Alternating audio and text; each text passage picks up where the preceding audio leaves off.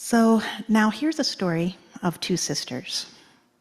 As is typical, the oldest was expected to be the responsible one, while the younger one was indulged. Yeah.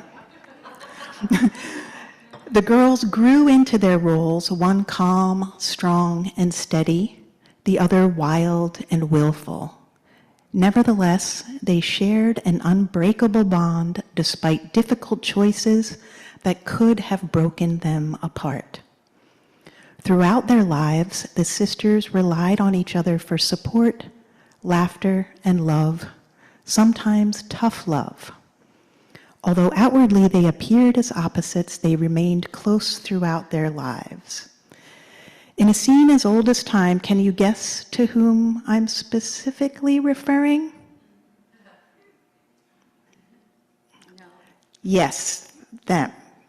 Queen Elizabeth and Princess Margaret. You couldn't really get more opposite than the two of them, and yet they did remain close until the very end. So my story is kind of similar, although the roles were reversed. My sister was born when I was 11 years old, so naturally it fell to the oldest, especially being a girl, to take on a caretaking role. Changing cloth diapers, anybody remember those?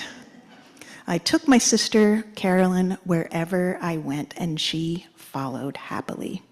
At the time, I didn't realize it, but what I experienced, learned, and taught was unconditional love.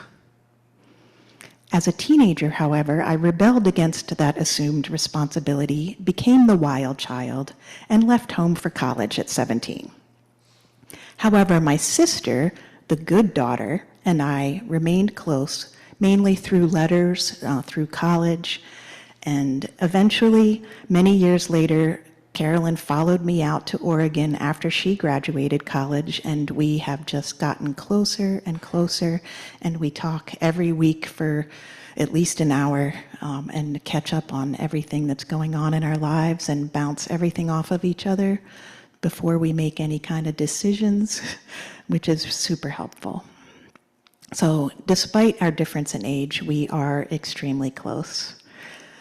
And to quote Audrey Hepburn, to have a loving relationship with a sister is not simply to have a buddy or a confidant.